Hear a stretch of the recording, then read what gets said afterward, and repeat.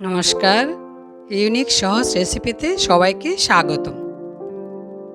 আজকে আমি এমন দুটি রান্না করে দেখাবো যেটা এই শীতকালে খেতে খুব ভালো লাগে। আমার বাড়িতে ছোট্ট একটা বাগান আছে, ওই বাগানে বিভিন্ন রকমের শীতের সবজি লাগিয়েছে। তো চলুন প্রথমে বাগানে যাই। আমাদের রান্না একটি বিশেষ উপকরণ আমি বাগান থেকে সংগ্রহ করব। এই দেখুন, এটা মিষ্টি কুমড়োর শাক। মিষ্টি কুমড়ো শাকের ডাঁটা কেটে অনেকবার রান্না করে খেয়েছি। এবার পাতা দিয়ে কিভাবে শাক রান্না করব তাই করে দেখাবো। এই রান্নাটা আমার শাশুড়ি মায়ের থেকে শিখেছি। তিনি আজ আমাদের মাঝে নেই, কিন্তু ওনার অনেক সহজ রেসিপি আমার মনের ডায়েরিতে গেঁথে রেখেছি।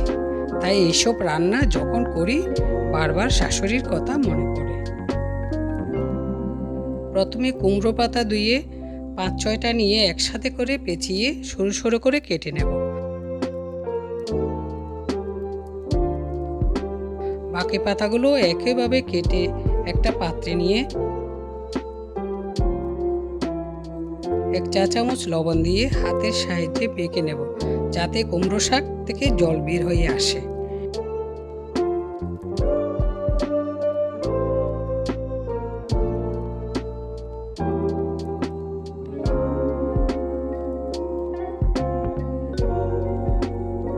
এরপর রসুন থেতো করে নেব শাক ভাজার জন্য।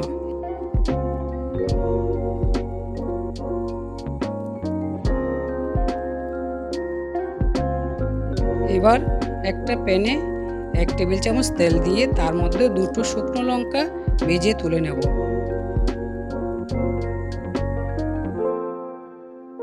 এরপর অল্প কাজু বাদাম দিয়ে ভেজে তুলে নেব।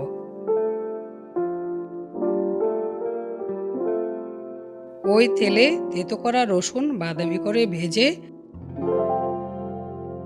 মেখে রাখা শাক দিয়ে নেড়ে চেড়ে সামান্য হলুদ গুঁড়ো দিয়ে নেড়ে ঢাকা দিয়ে 2 মিনিট রান্না করলে তৈরি হয়ে যাবে কুমড়ো শাকের রেসিপি।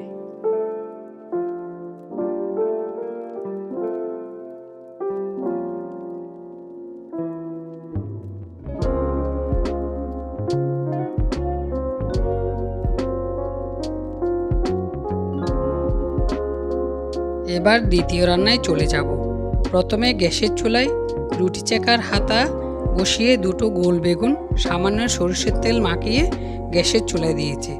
তার সাথে 3টে লোটে শুটকি ও 3-4 কোয়া রসুন দিয়ে ভালো করে পুড়িয়ে নেব।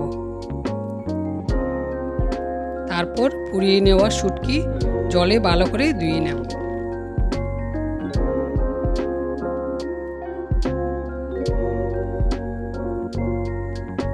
এবার বেগুনের খোসা ছাড়িয়ে একটা বাটিতে নেব।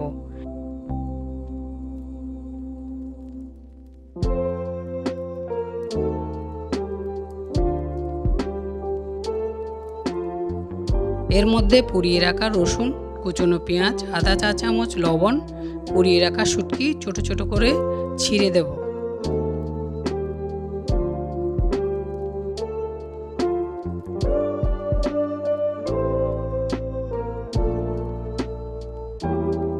দিয়ে দেব 2টো কাঁচা লঙ্কা কুচনো, ধনে পাতা ও 2 টেবিল চামচ সরিষার তেল দিয়ে মেখে নিলে তৈরি শুটকি দিয়ে বেগুন ভর্তার রেসিপি।